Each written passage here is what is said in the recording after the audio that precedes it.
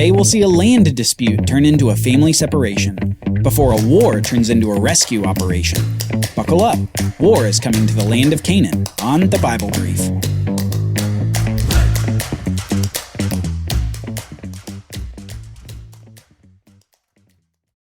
Lift up your eyes and look from the place where you are, northward and southward, and eastward and westward. For all the land that you see I will give to you and to your offspring forever. And I will make your offspring as the dust of the earth, so that if one can count the dust of the earth, your offspring can also be counted. Arise, walk through the length and the breadth of the land, for I will give it to you. Abram is back from Egypt. After being enriched by Pharaoh before being deported by the same Pharaoh, he's back in the land of Canaan. Having survived the famine in Egypt, he's back in the land that God had promised him. Abram is full of promises from God, full of wealth from his time in Egypt, and yet he's empty of children. The one thing explicitly required for God's promises to come to pass. Abram needs a son. But before he gains that promised son, he's going to see lots of conflict in his life. And the first conflict that we see once he's back in the land is conflict with his own nephew. The nephew who'd been with him in all his travels so far. The nephew named Lot. We read this. Now Abram was very rich in livestock, in silver and in gold. He journeyed on from the Negeb in the south, to the place where his tent had been at the beginning, between Bethel and Ai, to the place where he had made an altar at the first. And there Abram called upon the name of the Lord. And Lot, who went with Abram, also had flocks and herds and tents, so that the land could not support both of them dwelling together. For their possessions were so great that they could not dwell together.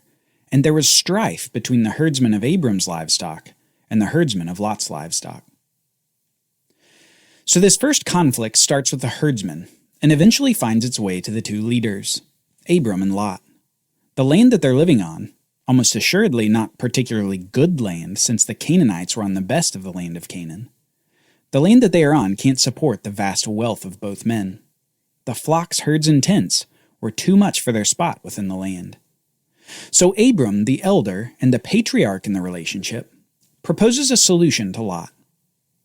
Then Abram said to Lot, "Let there be no strife between you and me, and between your herdsmen and my herdsmen, for we are kinsmen. Is not the whole land before you? Separate yourself from me. If you take the left hand, then I will go to the right. Or if you take the right hand, then I will go to the left." And Lot lifted up his eyes, and saw that the Jordan Valley was well watered everywhere, like the garden of the Lord, like the land of Egypt. So Lot chose for himself all the Jordan Valley, and Lot journeyed east. Despite being in the position of authority, Abram decides to allow Lot a choice in where he lives. And Abram says that he'll take the leftover spot. And while certainly a magnanimous offer by Abram, we see something remarkable in Abram that we can't miss here. Abram believes God's promise, and understands that it doesn't depend on him to accomplish it. Lot could have chosen the land of Canaan, and Abram would have apparently been fine with that. Abram knew that God would give him the land eventually, no matter what Lot chose in that moment. But as it turns out, Lot thought that the land around the Jordan River Valley looked the best. So good, he even compares it in his mind to the garden of the Lord. He thought that it was so lush that it was like the Garden of Eden. And yet we see a note about Lot's choice here that we should be attuned to at this point. It says that Lot journeyed east. This is a clue for us that Lot's choice isn't the best. Remember, a theme so far in Genesis is that east is viewed as away from God's presence. And as if to underline that, we read this. Abram settled in the land of Canaan, while Lot settled among the cities of the valley, and moved his tent as far as Sodom. Now the men of Sodom were wicked, great sinners against the Lord. Lot's choice to go towards the valley and toward the city of Sodom are going to have continued ramifications for Lot and Abram. After that final remark about their chosen locations, we read what we started this episode with, a reiteration of God's promise to Abram, expressing again the promise of future offspring to childless Abram. The Lord said to Abram, after Lot had separated from him, "Lift up your eyes and look from the place where you are, northward and southward, eastward and westward. For all the land that you see I will give to you and to your offspring forever. And I will make your offspring as the dust of the earth, so that if one can count the dust of the earth, your offspring can also be counted. Arise, walk through the length and the breadth of the land, for I will give it to you. So Abram moved his tent and came and settled at Hebron, and there he built an altar to the Lord. Did you catch what Abram did in response? He built another altar to the Lord. Abram is building altars all over the place, both in worship of God and as a tangible reminder of the promises of God to Abram.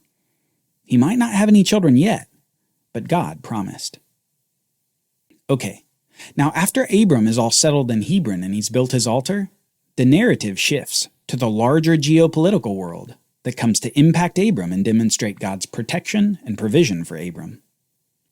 Let's keep reading, starting in Genesis chapter 14. A war has commenced. In the days of Amraphel, king of Shinar, Arioch, king of Elasar, Kedorlaomer, king of Elam, and Tidal, king of Goyim, these kings made war with Bera, king of Sodom, Bersha, king of Gomorrah, Shinab, king of Admah, Shemeber, king of Zeboim, and the king of Bela, that is Zoar.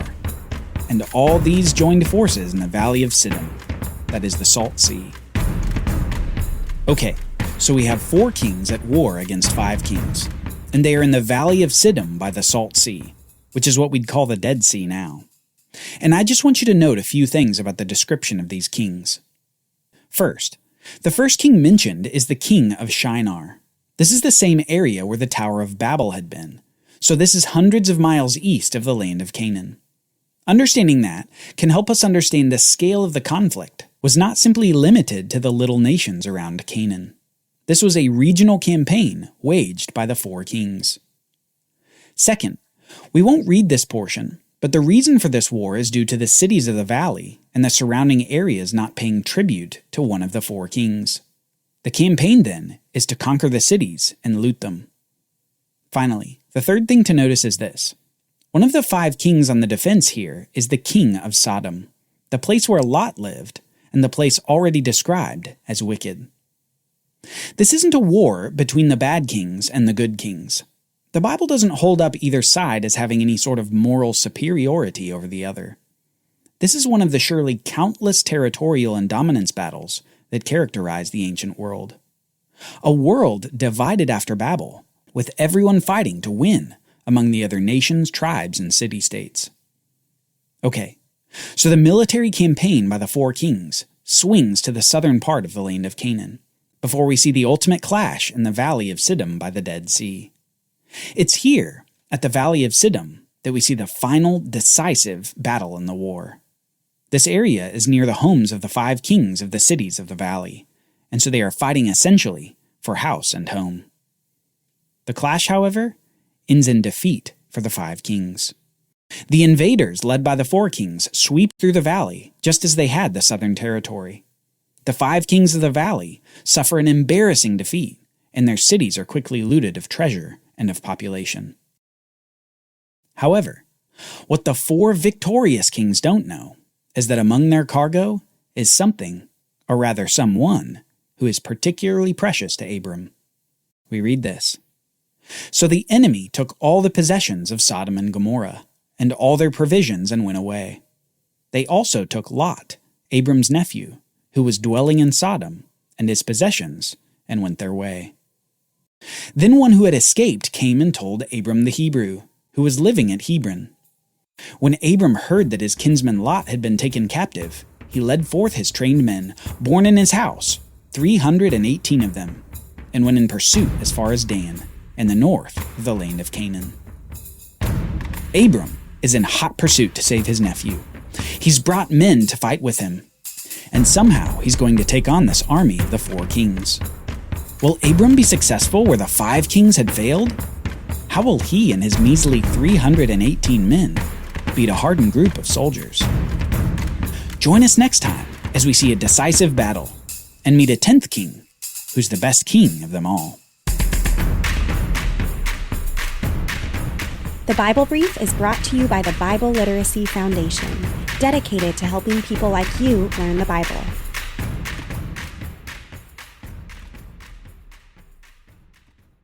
Copyright Bible Literacy Foundation 2023.